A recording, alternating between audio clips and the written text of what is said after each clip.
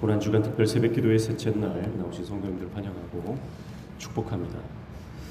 53절 말씀 먼저 보시면 그들이 예수를 끌고 대제사장에 가니 대제사장들과 장로들과 서기관들이 다 모이더라 이렇게 말씀하죠. 산헤드린 공회 앞에서 예수님께서 신문을 받으십니다. 원래 이 산헤드린 공회는 밤에는 모이질 않습니다. 그러나 긴급한 사안, 특별한 사안이 있을 때 이렇게 좀 불법적으로 모인 것 같습니다. 자신과 연루된, 특별히 이익과 관련된 일이기 때문에 불법도 서슴지 않고 그리고 한밤중이라도 열심을 내어 모이는 것, 이것이 산헤드린 공회원들의 모습입니다. 우리라고 다를 게 없죠. 우리도 내 이익과 관련된 일이면 밤낮 없이 뛰어다니고 사람들을 모이고 만나고 논쟁을 벌이는 것이 우리의 모습입니다. 자신의 이해관계에 연관된 일이라면 길을 쓰고서라도 어떻게든 그것을 해결하려고 하는 것이 사람의 모습입니다. 사도행전 16장에 보면 한 여종이 귀신이 들렸죠. 그래서 점을 칩니다. 점을 치는 족족 용하게 맞춥니다. 그러니까 그 여종의 주인이 돈을 많이 벌었죠. 그러나 사도 바울이 그 여종 안에 있는 더러운 귀신을 내어 쫓아 주었습니다. 사람이 살았죠. 한 영혼이 회복되었죠. 놀라운 하나님의 회복의 역사가 일어났습니다. 그러나 그 주인은 어떻습니까? 자기 수익에 소망이 끊어진 줄 알고 그렇게 말합니다. 자기 수익에 소망이 끊어졌으니 얼마나 화가 납니까? 사람이 살고 죽는 일에 관심이 없는 것이 이 돈과 자기 관심에 완전히 매몰된 사람의 특징입니다. 그래서 사도 바울을 고발하고 그를 감옥에 가두게 되죠. 사랑하는 성도 여러분, 오늘 우리가 어떤 일에 열심을 내고 있습니까? 내 이해관계, 내 삶의 이익이 되는 일에 발벗고 뛰어다닙니까? 아니면 예수님처럼 십자가의 길을 묵묵히 걸어가고 있습니까? 오늘 산헤드린 공회에 모인 모든 대제사장들, 또 장로들, 서기관들, 그들은 종교인입니다. 하나님을 사랑한다고 자부했던 사람입니다. 그러나 그들은 예수님을 죽이는데 함께 뜻을 모으고 있는 것을 보면서 여러분, 우리도 영적으로 깨어있지 않으면 오히려 교회를 무너뜨리고 하나님의 나라를 회방하며 예수를 죽이는 일에 앞잡이가 될 수 있다는 것을 기억해야 할 것입니다. 54절에 보면 베드로가 예수를 멀찍이 따라 대제사장의 집들 안까지 들어가서 아랫사람들과 함께 앉아 불을 쬐더라 그렇게 말씀합니다. 자, 베드로는 예수님을 그래도 자기가 한 말 때문에 예수님이 어떻게 되는지 끝까지 보려고 했습니다. 그러나 예수님을 바짝 따라가진 않고 멀찍이서 예수님을 따랐다 그렇게 말씀하고 있죠. 여러분, 멀찍이 따라가는 것은 예수님을 따르는 것이 아닙니다. 그분과 보폭을 맞추며 그분의 숨결을 느끼며 그분의 음성을 들으며 그분의 표정과 그분의 손짓 하나까지 가까이서 지켜보며 그분을 닮아가는 것이 그분을 따르는 것이지, 예수가 어떻게 되는지 궁금해서 멀찍이 따라가는 것은 제자가 따라가는 길이 아닌 것입니다. 예수님이 당하는 모욕을 나도 당하고 그분이 당하는 수모를 나도 겪고 그분이 죽음 가운데로 나아갈 때 나도 그 죽음 가운데로 나아가는 것이 바로 예수님을 따르는 길이지, 적당한 거리를 두고 여차하면 도망갈 수 있는 그 거리에서 예수님을 따라가는 것은 오히려 예수님을 욕되게 하는 것입니다. 사랑하는 성도 여러분, 믿음이라고 하는 것은 말로 증명되는 것이 아닙니다. 베드로도 그랬고 다른 모든 제자들도 호언장담했죠. 우리는 예수님을 버리지 않습니다. 베드로는 내가 죽을지언정 주님을 따라가겠습니다 그랬습니다. 그러나 신앙은 말로 증명되는 것이 아니죠. 행동으로 증명되는 것입니다. 예수님의 십자가가 위대한 것은 그분이 그 십자가를 말로만 한 것이 아니라 삶으로 살아내셨기 때문입니다. 죽음으로 증명하셨기 때문입니다. 그의 삶과 인격과 사역 가운데 예수님은 실천하지 않은 것이 단 하나도 없는 것입니다.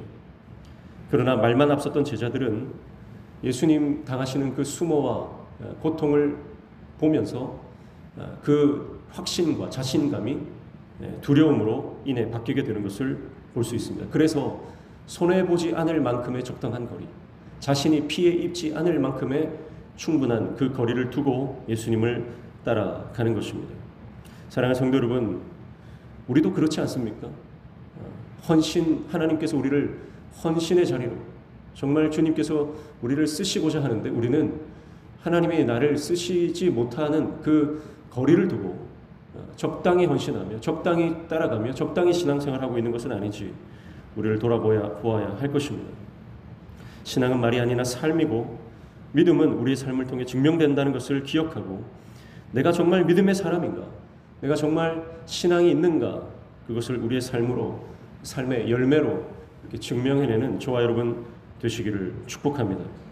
그래서 어쩌면 우리의 믿음이라고 하는 것은 정말 내 기도가 이루어졌을 때가 아니라 기도가 응답되지 않는 그 순간에 증명된다고 볼 수 있어요.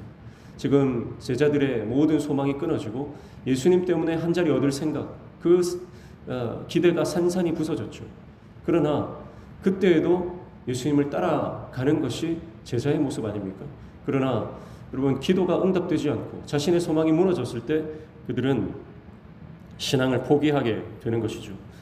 우리도 간절히 원하는 기도의 제목들, 마음의 소원들이 우리 안에 많이 있습니다.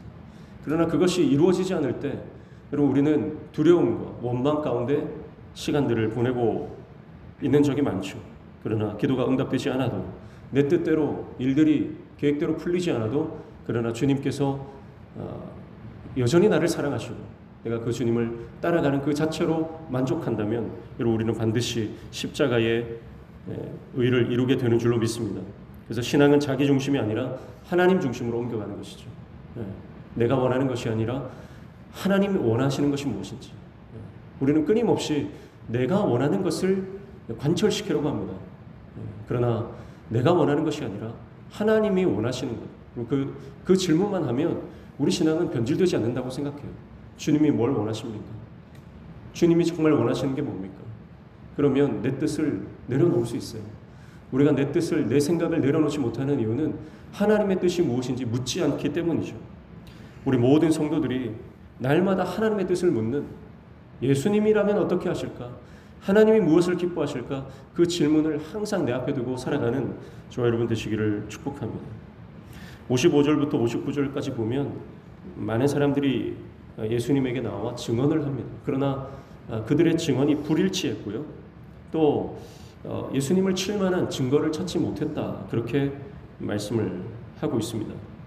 그런데 예수님은 이 많은 사람들의 거짓 증언, 불일치되는 많은 거짓 증언들 가운데 침묵하십니다. 61절 보시면 침묵하고 아무 대답도 아니하시거늘, 그렇게 말씀하고 있죠. 사람들의 거짓 증언에 대해서 예수님은 그냥 입을 다물고 계신 장면을 볼 수가 있습니다. 사람들이 예수님을 때리고 모함하지만 예수님은 거기에 대해서는 반응하지 않으십니다.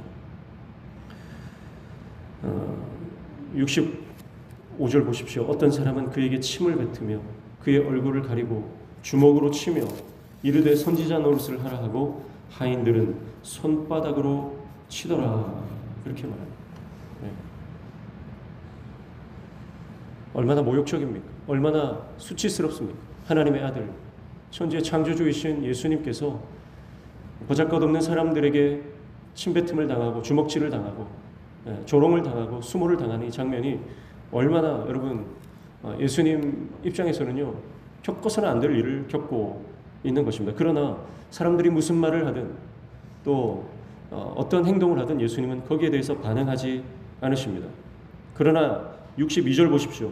예수께서 이르시되 내가 크니라 인자가 권능자의 우편에 앉은 것과 하늘 구름을 타고 오는 것을 너희가 보리라 하시니, 그렇게 말씀합니다. 거짓에 대해서, 폭력에 대해서는 침묵하셨던 예수님께서 61절 마지막에 내가 찬송받을 이의 아들 그리스도냐 하는 이 진리에 관한 질문에는요, 당당하게 대답하고 계신 것을 볼 수가 있습니다. 여러분, 우리도 마찬가지입니다.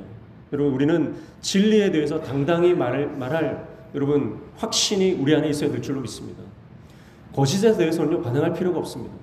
사람들이 나에게 하지 않았던 일을 했다 그러고 뭐 여러 가지 억울한 일을 나에게 뒤집어 씌우고 모함을 하고, 여러분, 그런 일에는요 반응할 필요가 없어요. 그것은 다 시간이 가면 진실은 드러나게 되어 있습니다. 결국은 하나님께서 우리의 모든 것을 드러내실 겁니다. 그게 믿음 아닙니까? 근데 내가 이리저리 뛰어다니며 내 오해를 풀려고 할 필요가 없는 거예요. 거짓 증언에 대해서 예수님 침묵하신 것을 기억하십시오. 교회에서도요, 신앙생활 하다 보면 많은 사람들이 모이기 때문에 별의별 말들이 다 생기죠. 근데 나중에 알고 보면요, 그 10개 중에 9개는 다 꾸며지거나 부풀린 얘기들이에요. 대부분 그렇습니다. 그래서 시간이 지나면 다 잠잠해지는 겁니다. 그래서 예수님은 그것을 아시죠. 거짓에 대해서 일일이 반박할 필요가 없는 거예요. 그러나 진리에 대해서 네가 찬송받으실 이의 아들이냐 할 때 내가 그다, 내가 그리스도다. 여러분, 그 안에 진리가 있기 때문에 진리에 대한 확신의 답변을 하고 있는 것입니다. 얼마 전에 동삼동을 밤에 지나가는데요, 거기에 신천지 자매 2명이 거기에서 밤 9시가 넘었는데 지나가는 젊은 학생들을 전도를 포교를 하고 있더라고요. 그러면서 제가 참 마음에 부끄러웠습니다. 그 밤 시간에 그렇게 자기 교주를 위해서, 교세 확장을 위해서 그렇게 전도하고 있는 모습을 보면서 참 저 열심을 배워야 되는데, 잘못된 것에도 저렇게 확신을 가지면 저렇게 열심히 하는데 우리는 진리를 가지고 있음에도 불구하고 자주 만나고 많이 만나는 사람들에게조차 복음을 제대로 전하지 못하는 그런 모습이 생각이 나서 참 많이 부끄러운 생각이 들더라고요. 여러분, 우리는 진리에 대해서 확신을 가지고 언제든지 이 진리에 대해서 묻는 사람이 있다면 우리는 당당하게 단호하게 이 진리를 선포하고 예수님이 그리스도이시며 예수님을 믿는 자만이 하나님 나라 천국에 들어갈 수 있다는 이 놀라운 영적 사실을 우리가 선포할 수 있는 저와 여러분 되시기를 축복합니다. 인간적인 소리에는 반응하지 않고 영적인 이 천국 복음을 강력하게 선포할 때 여러분, 우리 안에 놀라운 전도의 열매들이 일어나게 될 줄로 믿습니다. 세상 일에 대해서 적극적이 아니라 복음에 대해서 적극적이 되어야 됩니다. 내 문제에 대해서 적극적이 되는 것이 아니라 하나님 문제에 대해서 적극적으로 우리가 반응해야 됩니다. 그게 예수님의 모습인 것이죠. 하인들에게 뺨 맞고 사람들에게 침뱉음 당하고 농락당하고 계셔도 예수님은 그것을 인내하시고 참아 주시는 것입니다. 왜냐하면 그 길을 가셔야 했기 때문에, 그 사람들의 방해에 반응하면 십자가의 길이 늦어지고 십자가의 길이 포기될 수 있기 때문입니다. 우리를 살리기 위해, 인류의 죄를 해결하기 위해 예수님은 반드시 그 수모를 뚫고 가야 하는 것입니다. 여러분, 우리가 복음을 전할 때, 하나님 나라의 사명을 감당할 때 이런 수모를 겪는 것을 여러분 견뎌야 합니다. 복음을 전할 때, 주님의 일을 감당할 때 반드시 이런 오해가 있고 억울한 일이 있고 수모를 당할 수밖에 없다는 것입니다. 그러나 그것이 예수님도 그 일을 당했다면 나도 이 일을 당하는 것이 당연한 것이고 주님 당한 고난에 내가 참여하는 것이구나, 감사와 기쁨으로 그 모든 억울한 일들을 통과하시기를 축복합니다. 그러면요, 쉽게 상처받지 않는 것이고, 우리는 교회 생활하면서 말 한마디에 너무 쉽게 상처받고 작은 사람의 실수 하나로 우리가 그 사람을 적으로 돌리고 그렇게 하는 경우가 얼마나 많이 있습니까? 사랑하는 성도 여러분, 사람들이 우리를 비난해도 교회에서 우리가 어떤 오해를 받아도 예수님을 기억하시기를 축복합니다. 그래서 상처를 거절하시고 상처받지 않으시고 십자가의 길을 묵묵히 가셨던 그 예수님처럼 우리도 이것이 하나님이 허락하신 일이다, 하나님께서 나에게 주시는 시험의 과정이다, 십자가의 길을 가는 당연한 순리의 과정이다, 그렇게 기억하시면서 그 모든 사명을 감당하는 저와 여러분 되시기를 축복합니다. 66절에 보시면 베드로는 아랫뜰에 있더니 대제사장의 여종 하나가 와서 베드로가 불쬐고 있는 것을 보고 주목하여 이르되 너도 나사렛 예수와 함께 있었도다 하거늘, 그렇게 말씀합니다. 66절부터 72절까지는 베드로가 예수님을 3번 부인하는 장면이 나오고 있습니다. 베드로는 예수님을 절대 떠나지 않겠다, 부인하지 않겠다, 예수님을 끝까지 따라가겠다 말했지만 예수님의 말씀처럼 그는 닭이 두 번 울기 전에 예수님을 3번 부인하게 되었습니다. 왜 예수님을 부인했을까요? 왜 자신이 한 말을 지키지 못했을까요? 그것은 예수님께서 잡혀가시는 그 장면 가운데 그 안에 두려움이 임했기 때문입니다. 두려움이 임한 이유는 기도에 실패했기 때문입니다. 기도에 실패한 자, 그래서 두려움에 사로잡힌 자는 십자가의 길을 갈 수 없습니다. 그리고 베드로는 지금 예수님보다 더 중요한 게 있어요. 그게 바로 자기 목숨이고 자기 체면입니다. 예수님을 바라보고 있으니까 지금 소망이 전혀 없는 거예요. 저 험한 꼴을 당하는 예수님을 보면서 나도 저런 농락을 당할 수밖에 없다는 생각이 드니까 저 수치를 감당할 수 없는 거예요. 그래서 자기 체면, 자기 목숨이 지금은 예수님보다 더 중요한 영적 상태에 있는 것이 베드로의 모습입니다. 여러분, 무슨 말입니까? 여러분, 우리 인생이 예수님보다 더 중요한 것이 있다면 내 신앙은 반드시 무너집니다. 교회도 마찬가지예요. 교회 안에 복음보다 더 중요한 것이 있다면 교회는 반드시 무너집니다. 여러분, 교회 안에는 복음보다 중요한 것이 있어서는 안 됩니다. 사람이 더 중요해져서도 안 되고 무슨 전통이 더 중요해져서도 안 되고, 여러분, 우리 안에 어떤 것도 복음보다 중요해져서는 안 돼요. 복음보다 더 중요시 되는 게 있는 그 교회는요, 반드시 무너지게 되어 있어요. 그래서 이사야 말처럼 냄새나는 교회에 와서 죽은 예배를 드리게 되는 것입니다. 여러분, 오늘 우리가 복음이 우리의 삶의 핵심이 되고 우리 교회의 핵심이 될 때 우리는 살아있는 교회에서 살아있는 예배를 드리게 되는 줄로 믿습니다. 그래서 우리 모든 성도들이 항상 십자가를 묵상하셔야 돼요. 항상 복음을 묵상하셔야 됩니다. 십자가 복음, 예수 그리스도의 이 십자가의 원리를 우리가 기억하지 않으면 복음보다 더 중요한 것들이 우리 삶에 불쑥불쑥 올라와서 그것이 복음의 자리를 대체하게 되는 것입니다. 사랑하는 성도 여러분, 오늘 내 인생 가운데 그 어떤 것보다 하나님의 말씀이, 은혜가, 이 예수 그리스도의 십자가 복음이 우리 삶의 가장 귀한 핵심 가치로 살아가는 저와 여러분 되시기를 축복합니다. 마가복음은 베드로가 마가에게 예수님과 함께 했었던 그 이야기를 들려주면서 마가가 받았었다고 예전에 한번 말씀드린 적이 있습니다. 그래서 이 베드로의 부인 장면은 마가가 그 베드로의 말씀을 이야기를 들으면서 써내려가면서 충격을 받았을 거다, 그런 말씀드린 적이 있죠. 그렇지 않겠습니까? 베드로가 어떤 사람입니까? 초대교회 수장이고 어마어마한 영권을 가진 분이에요. 한 번 설교하면 3,000명, 5,000명이 꼬꾸라지고 하나님의 역사가 일어나고 병자들이 고침받고 얼마나 위대한 종입니까? 그런데 베드로가 자, 받아 적으라 하면서 자신과 예수님이 함께 있었던 이야기들을 쭉 이야기를 하는데 마가가 그 들으면서 충격을 받는 거예요. 예수님과 함께 할 때 베드로의 연약한 모습, 베드로의 정말 모자랬던, 정말 제자답지 않았던 그 모습들, 그리고 그 클라이막스가 오늘 아닙니까? 예수님을 부인하고 저주하고 맹세하던 베드로의 이 이야기를 들으면서 마가는 충격을 받은 겁니다. 이 대단한 베드로 선생님도 이런 적이 있구나, 이런 적이 있구나. 그래서 어제 살펴봤던 혼입을 두르다가 이불을 벗어던지고 벗은 몸으로 뛰어갔던 한 청년, 이 청년이 대부분의 목사님들, 학자들은 아마 이 마가복음의 저자인 마가일 것이다, 마가 요한일 것이다, 그렇게 생각하죠. 아마도 베드로의 그 부끄러운 고백을 들은 그가 마음의 도전을 받고 자신의 그 부끄러운 민낯을 기록한 것이 아닐까, 그렇게 생각하기도 합니다. 사랑하는 성도 여러분, 실패하지 않는 인생이 어디 있습니까? 사람은 다 넘어집니다.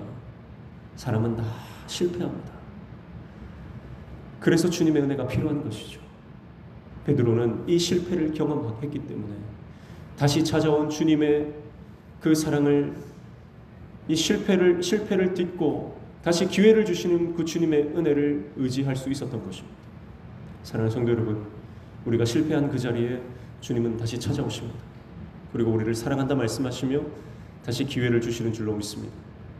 실패했다고 낭망하고 주저앉지 마시고 실패한 그 자리에서 나의 실수와 연약함을 인정하며 다시 주님 앞에 믿음으로 나아가는 저와 여러분 되시기를 축복합니다.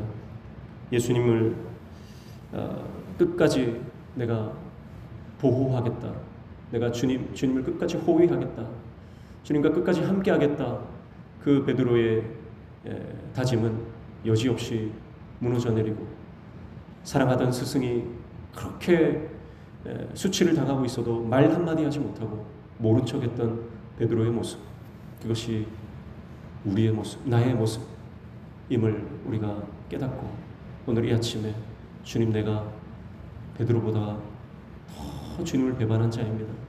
주님, 내가 베드로보다 더 주님을 모른 척했던 그런 부족한 죄인입니다. 주님, 나를 용서해 주시고 무너진 나의 모습이 주님 은혜로 다시 회복되게 하여 주옵소서.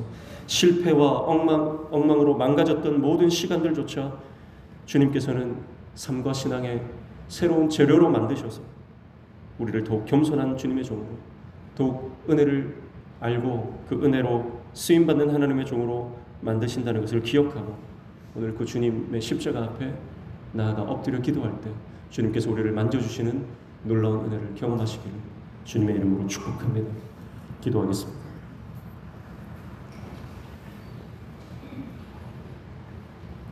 우리의 실패와 좌절과 절망의 모든 순간, 그 시간들조차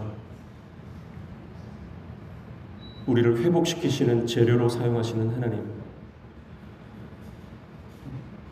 더욱 주님을 붙잡고 십자가를 묵상할 때에 오늘 우리 안에 놀라운 회복의 역사가 일어나게 도와 주시옵소서.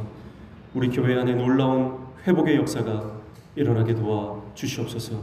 그래서 예수님보다 더 중요했던 것, 복음보다 더 중요했던 것들이 십자가에 다 못 박혀지고 오직 예수님만, 오직 십자가 복음만이 우리 삶과 우리 공동체에 우뚝 설 수 있게 도와 주시옵소서.